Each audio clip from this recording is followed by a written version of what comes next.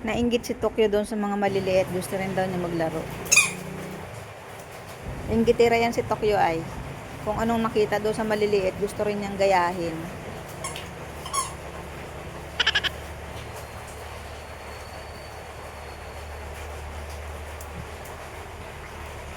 Nahiya ka pa. O, kunin mo na. Kunin mo na. Ibabalik ko yung kay Bokjo. No!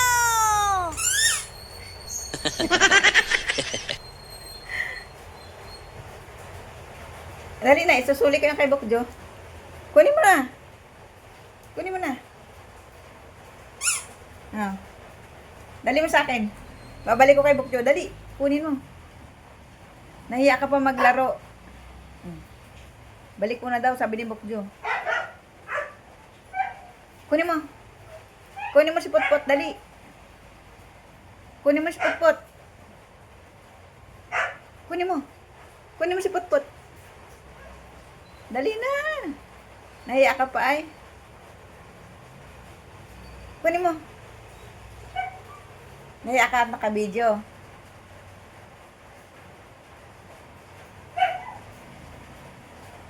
Kunin mo na. Dali. Babalik ko yan kay Bokjo. Kay Bokjo magayaan.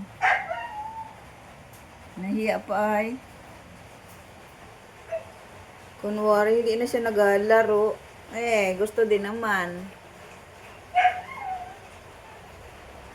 Kunin mo na. Kunin mo na, spot-pot, dali. Kunin mo na. Kunin mo na.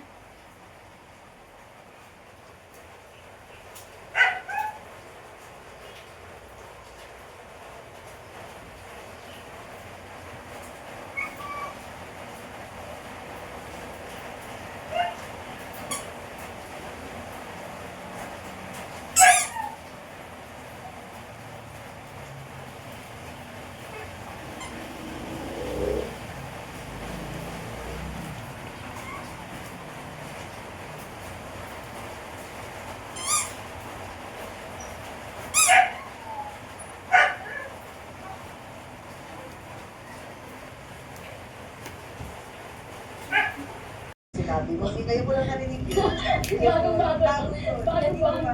Tama naman yun, nasa Bible yun, diba? Tsaka ang mga ina-apel siyang tinataas.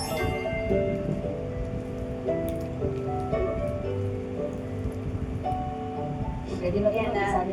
Sige. Pwede sa kamay na lang siguro. Sabi ko okay na yan. Wala naman yung zero-zero lang. Wala na dyan.